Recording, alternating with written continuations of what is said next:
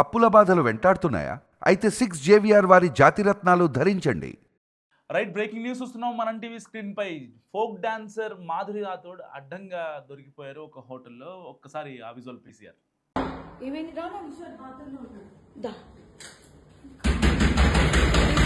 What we want అది ఇది నీకోసమే మేము వచ్చాం. యాక్చువల్లీ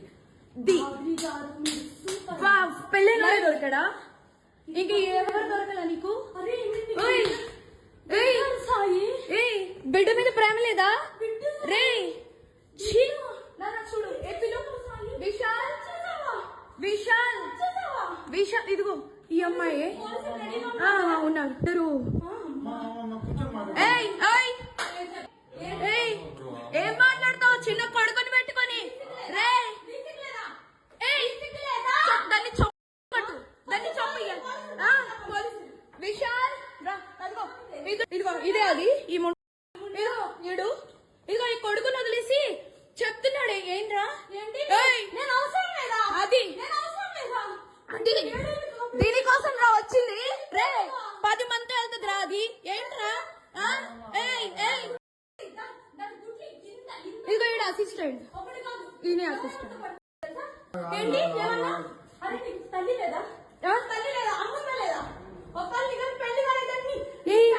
పెళ్ళైనోడు కాదు, పెళ్ళైనోడే దొరికాడా నీకు?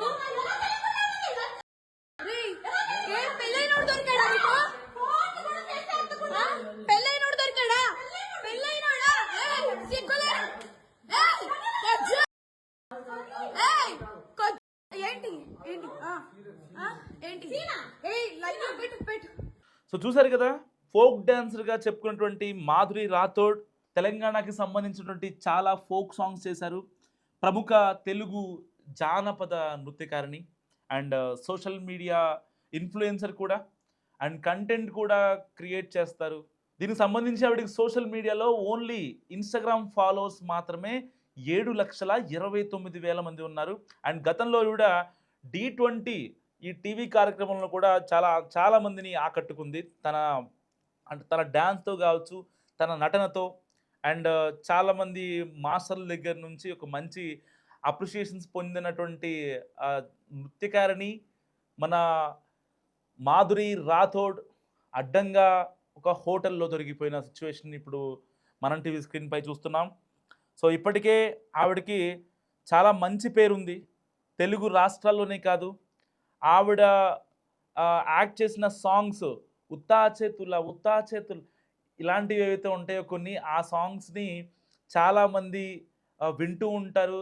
తెలంగాణకి సంబంధించినటువంటి ఆరిజిన్ ఎక్కడున్నా, ఆస్ట్రేలియా కావచ్చు, లేకపోతే US కావచ్చు, UK కావచ్చు, సో ప్రాంతం ఏదైనా సరే అంటే ఒక కార్యక్రమం, ఒక చిన్న ఫంక్షను అలాంటివి చేయాలంటే మ్యాక్స్ టు మ్యాక్స్ అంటే గత ఒక 1 ఇయర్గా ఈవిడ పాడినటువంటి సాంగ్స్ కావచ్చు, ఈవిడ డ్యాన్స్ వేసినటువంటి సాంగ్స్ కావచ్చు, ఇవన్నీ ఎక్కువ ప్లే చేస్తూ ఉంటారు.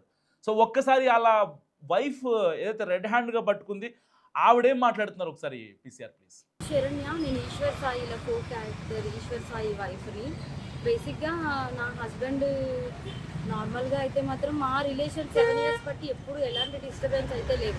ట్రూత్గా చెప్పాలంటే నా హస్బెండ్లో నేను ఈ 7 సంవత్సరాలు ఒక్కసారి కూడా నేను ఎప్పుడు ఇలాంటి పొరపాట్లు ఎప్పుడు చూడలేదు.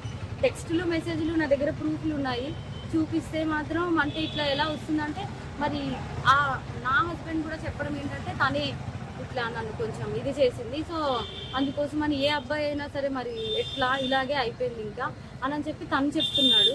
మరి ఆ అమ్మాయి ఏమంటుందంటే నాతో కూడా చాలా మంచిగా మాట్లాడేది. సో నేను లాస్ట్ టైం సూసైడ్ చేసుకోవడానికి వెళ్ళాను అనమాట. ఇట్లా ఈ అమ్మాయి విషయంలోనే కొంచెం నాకేదో కొంచెం నెగిటివ్ వైబ్ వచ్చి, సో నేను బయటికి అంటే నేను సూసైడ్ చేసుకోవడం వరకు వెళ్ళిపోయాను.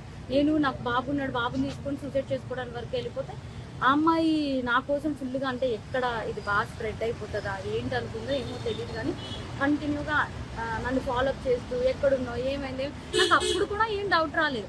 తర్వాత చూస్తే మెసేజ్లు ఇవి అవి అన్నీ చూస్తే ఇలా రావాలి, మీ అన్న రావాలి. మెయిన్ వాళ్ళిద్దరికి కలిపి ఒక ఆయన ఉన్నాడు, ఆయన రిత్విక్ అని చెప్పి, వాళ్ళిద్దరు మీడియేటర్, అబ్బాయి పర్సనల్ అసిస్టెంట్ ఇద్దరికి. సో అసలు ఆ అబ్బాయి ఫోన్లో ఎన్ని టెక్స్టులు ఇవన్నీ బ్యాకప్ చేసి చూస్తే అసలు చాలా ఇదిగా ఉంది. సో నేనైతే మాత్రం కోరుకునేది ఏంటంటే నా హస్బెండ్ అయితే తప్పైపోయింది, నాకు ఒక ఛాన్స్ అయితే ఇవ్వు అని చెప్పి ఆయన చెప్తున్నారు. కానీ ఆ అమ్మాయి నుండి ఎప్పుడు నేను ఏం ఫేస్ చేస్తానో తెలీదు. కానీ ఎందుకంటే ఇప్పుడు నాలాంటి అమ్మాయికి అంతమంది ఫాలోవర్స్ ఉండి పైగా నాతో ఇంత మంచిగా ఉండి ఇంత చేసిందంటే వాళ్ళ అమ్మగారు రికార్డు కూడా ఉంది. నేను పొద్దున్న వాళ్ళ అమ్మగారికి ఫోన్ చేసి అడిగితే మా అమ్మాయి అంతే అలాగే చేస్తుంది అని చెప్పి అంటుంది. నా దగ్గర రికార్డు ఉంది. ఫోన్ స్విచ్ ఆఫ్ అయ్యేటప్పటికి నా దగ్గర ప్రూఫ్ లేకుండా ఉంది. ఆన్ చేస్తే అది కూడా ఇస్తాను. సో ఇట్లాగా నాకు అన్యాయం జరిగింది. నా పేరెంట్స్ మా సిస్టర్స్ వచ్చి ఏదో చేశారు. నా హస్బెండ్ నాతో ఏదో కొంచెం పోలీసులు దీంతో ఏదో మాట్లాడుతున్నాం అవుతుంది. ఇప్పుడు నాలాంటి అమ్మాయి ఒకవేళ వేరే ఒక అమ్మాయి ఎవరైనా దొరికింది అనుకోండి, అమ్మాయి ఇదే స్ట్రెస్ తట్టుకోలేక సూసైడ్ వరకు వెళ్తే ఎంత ప్రాబ్లం. నేను ఇది ఒక్కటే ఆలోచిస్తున్నా. ఎవరైనా సూసైడ్ వరకు వెళ్ళారు అనుకోండి, అప్పుడు ఎంత ప్రాబ్లం ఉంటుంది. అమ్మాయికి తెలుసు నాకు బాబుని కొనేటప్పుడు నేను ఎంత డిస్టర్బ్ అయ్యాను, చాలా హెల్త్ ప్రాబ్లమ్స్ ఎలా వచ్చాయి అమ్మాయికి అన్నీ తెలుసు. ఒక ఆడపిల్ల అయ్యి ఇంకో ఆడపిల్లకి అంత త్వరగా ఎలా మోసం చేస్తుంది. అది కూడా నా పక్కనే ఉండి మళ్ళీ ఈశ్వర్ నిన్ను మోసం చేయట్లేదు, నేను అలాగా నీకోసం ఏడుచు ఇంత చేస్తూ నా హస్బెండ్తో అసలు అది ఎట్లా ఉండగలుగుతాను. నా హస్బెండ్కి డ్రింకింగ్ హ్యాబిట్ కూడా లేదు, అలాంటి తను డ్రింక్ కూడా చేయించారంటే అసలు నాకైతే అర్థం కావట్లేదు. అసలు ఈ ఫోక్ ఇండస్ట్రీ అంటే నేను చాలా ఈయనకి మంచి వాళ్ళందరూ చాలా మంది మాట్లాడుతుంటే అబ్బా చాలా ఇట్లా ఉంటుంది అట్లా ఉంటుంది అనుకున్నా కానీ ఇంత అన్యాయం నా వెనక ఇలా జరుగుతుంది అని చెప్పి నేను ఎప్పుడైతే అనుకోలేదు.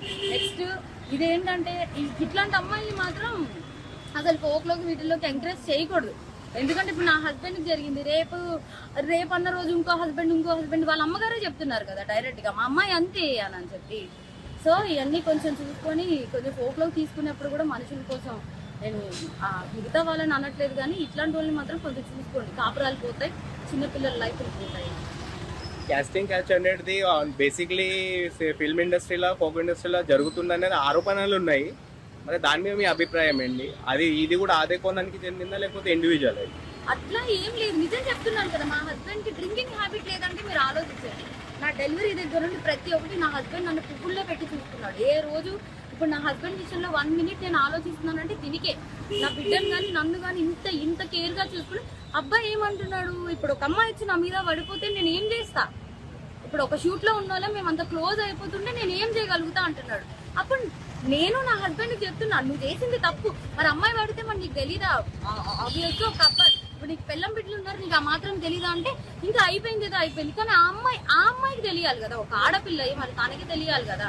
సో నాకు ఇబ్బంది ఎక్స్ట్రా కోసం అయితే తెలీదు. ఫోక్ కోసం మాట్లాడితే మాత్రం చాలా మంది మంచి వాళ్ళని అయితే నేను చూస్తూనే ఉన్నాను కదా, చాలా మంది మంచిగానే ఉన్నారు. కానీ ఇలా పక్కనే ఉండి గొంతు కోసే వాళ్ళని నేను ఇప్పుడే చూసాను. పైగా ఆ అమ్మాయి ఇంత సెలబ్రిటీ లాగా అన్నిట్లో డీలో వీటిల్లో వాటిల్లో ఇంత వచ్చి ఒక ఆడపిల్ల జీవితం ఒక్కసారైనా ఆలోచించాలి. పైగా తనకి బ్రేకప్ కూడా అయింది. తను నాకు చెప్పుకొని కూడా బాధపడితే నేను అన్నాను మీ బాయ్ ఫ్రెండ్ మీకు ఇట్లా చేసినప్పుడు మీరు ఎట్లా అయితే బాధపడ్డారో అట్లాగే కదా అని చెప్పి కూడా అన్నాను కూడా. తనకి ఆ మాత్రం అసలు ఏవి గుర్తు రాకుండా ఇంత ఎట్లా చేసిందో నాకు అర్థం కావట్లేదు. ఎందుకంటే మీరు అనుకోవచ్చు ఇప్పుడు ఏంటి ఈ అమ్మాయి కోసమే చెప్తుంది వాళ్ళ హస్బెండ్ కోసం. నా హస్బెండ్ 7 years బట్టి నేను కాపురం చేశాను కాబట్టి తన కోసం నాకు తెలుసు. అది నేను చెప్పే తన కోసం నాకు తెలుసు. తను కూడా ఒకటే కదా అంటున్నాడు, మీద పడిపోతే నేను ఏం చేయగలుగుతాను అననే అంటున్నాడు. సో ఇదేం చెప్తున్నానంటే కొంచెం ఈ రోజుల్లో అమ్మాయిలతో కొంచెం జాగ్రత్తగా ఉండాలి. ఫ్రెండ్స్ ఇచ్చారు అని చెప్పి కూడా నమ్మద్దు. ఈ ఫోక్ వీటిల్లోకి అయితే మాత్రం ఫోక్ అనే కాదు దేంట్లో అయినా సరే పంపించే ముందు ఒకసారి ఆలోచించుకోండి. సో విన్నారు కదా ఆవిడ చెప్పేది. ఎట్టి పరిస్థితుల్లో గతంలో కొంచెం ఆవిడ బాగానే ఉంది మాతో, అండ్ ఆవిడ గురించే నేను చచ్చిపోదామని చెప్పి కూడా అంటే బలవన్మరణానికి ప్రయత్నించాలని కూడా ఈ ఈశ్వర్ సాయి వాళ్ళ వైఫ్ చెప్తున్న నేపథ్యం. సో ఫ్రెండ్ అనుకుంటూ అలాంటి మెసేజ్లు అలాంటి టెక్స్ట్లు ఎప్పుడు కలుద్దాం, ఏం చేద్దాం, ఎలా కలుద్దాం, ఎక్కడ కలుద్దాం ఇలాంటి మెసేజ్లే పెట్టేదని కూడా వాళ్ళ ఆవిడ చెప్తున్నటువంటి నేపథ్యం. ఎవరైతే ఈశ్వర్ సాయి వాళ్ళ వైఫ్ ఇప్పుడు దాకా మీరు చూసింది. సో ఆవిడకి ఒక అనుమానం వచ్చింది గతంలో. సో కొన్ని మెసేజ్లు పెట్టింది అండ్ వాళ్ళ వైఫ్తోనేమో ఈశ్వర్ సాయి వైఫ్తోనేమో చాలా క్యాజువల్గా న్యూట్రల్గా మాట్లాడుతుంది అండ్ ఇతనితో మాత్రం చాలా గలీజ్ కాన్వర్జేషన్ చేస్తుందని చెప్పి ఆవిడ ఘంటాపదంగా చెప్తున్నటువంటి సిచ్యువేషన్. సో ఇలాంటి నేపథ్యంలో అంటే ఆవిడికి ఇంత దిగజారాల్సిన అవసరం ఏమొచ్చిందంటూ కూడా చాలామంది కామెంట్స్ పెడుతున్నారు. సో ఆవిడ నిజంగా పెళ్లి చేసుకోవాలనుకుంటే వెళ్ళి పెళ్లి చేసుకోవచ్చు కదా, ఎక్కడో ఆంధ్రప్రదేశ్ నుంచి బతకడానికి వచ్చారు, వాళ్ళ ఫ్యామిలీ కూడా అంత అంటే ఫినాన్షియల్గా స్టేబుల్ కాదు, మరి అలాంటి సిచ్యువేషన్ నుంచి వచ్చి హైదరాబాద్లో ఉంటూ చాలా ఫోక్ సాంగ్స్లో డ్యాన్స్ చేస్తూ ఇటు ఇన్స్టాగ్రామ్లో కూడా ఆల్మోస్ట్ 7,20,000 మంది ఫాలోవర్స్ని సొంతం చేసుకున్నటువంటి ఈ అమ్మాయి ఇంత దారుణంగా ఇంత చండాలంగా చేయాల్సిన అవసరం ఏమొచ్చిందంటే కూడా చాలామంది మాట్లాడుతున్న పరిస్థితి. నిజంగా Madhuri Rathod age just 21 years. ఆ అమ్మాయి 2000 ఇయర్లో పుట్టింది, ఒక జెన్జీ కిడ్. సో పర్టికులర్గా ఆవిడ ఏపీకి సంబంధించినటువంటి వ్యక్తి. సో ఇలాంటి నేపథ్యంలో ఒక ఫ్యామిలీ కూడా తనకుంది, అమ్మ నాన్న ఉన్నారు. సో ఇలాంటి నేపథ్యంలో ఆ అమ్మాయి సో యాక్టివ్గా ఇన్స్టాగ్రామ్లో ఉంటూ కొన్ని ప్రమోషన్స్ చేస్తూ అండ్ దానికి సంబంధించి తన ఫేమ్ని ఎలాగైనా సరే అంటే ఇంకాస్త పెంచుకోవాలి, కెరియర్ పెంచుకోవాలన్నటువంటి నేపథ్యంలో ఇలాంటి తప్పులు చేయడం నిజంగా ఎంతవరకు కరెక్ట్ అనే అంటే చాలామంది మాట్లాడుతుంది ఏంటంటే ఫోక్ సాంగ్స్లో లేకపోతే రీసెంట్గా కూడా మనం ఫోక్ సాంగ్స్ గురించి మాట్లాడుకున్నాం. ఎందుకంటే ఒక influencer, social media influencer folk సాంగ్కి వెళ్ళాలన్నా సరే కమిట్మెంట్ అడుగుతారు అనేటువంటి నేపథ్యంలో ఇప్పుడు ఈవిడ చేసిన అరాచకం ఏదైతే ఉందో ఇది బయటికి రావడంతో సో ఇంకా ఆవిడ ఏదైతే నెక్స్ట్ కెరియర్ ఏంటి అనే సందర్భం కూడా చాలామంది మాట్లాడుతున్నారు. సో ఇప్పటికే ఈ విషయం వాళ్ళ అమ్మ నాన్నకు కూడా తెలిసిందంట. సో వాళ్ళు దీని మీద మరి రియాక్ట్ అవుతారా, లేదంటే ఆ అమ్మాయిని ఏపీకి తీసుకువెళ్ళిపోతారా, ఇంకా ఇక్కడితో మాధురి రాథోడ్ ఈ ఫోక్ డాన్సులన్నీ ఆపేస్తారా అంటూ కూడా చాలా రకాల చర్చలు జరుగుతున్నాయి. సో నిజంగా ఒక ఫేమ్ వచ్చిన తర్వాత దాన్ని కాపాడుకోవడం అంటే ఫేమ్ రావడం ఎంత ఇంపార్టెంటో ఆ ఫేమ్ని కాపాడుకోవడం కూడా నిజంగా అంతే ఇంపార్టెంట్ అని చెప్పాలి. సో ఇలాంటి వాళ్ళు చేసే చిన్న చిన్న మిస్టేక్స్ ఏవైతే ఉంటాయి అంటే మాధురి రాథోడ్ చేసింది చిన్న మిస్టేక్ అని నా ఉద్దేశం కాదు. సో అంటే రేపు ఏం జరుగుతుందో అంటే పిల్లి పాలు దాక్కుంటూ నేను తాగుతున్నాను నన్ను ఎవరు చూడట్లేదో ఎలా అనుకుంటుందో ఈవిడ అంత రెడ్ హ్యాండెడ్గా ఒక హోటల్కి వెళ్ళి సో అక్కడ ఇలాంటి అసాంఘిక కార్యకలాపాలు చేయడం నిజంగా ఎంతవరకు కరెక్ట్ అని కూడా చాలామంది నిలదీస్తున్న పరిస్థితి.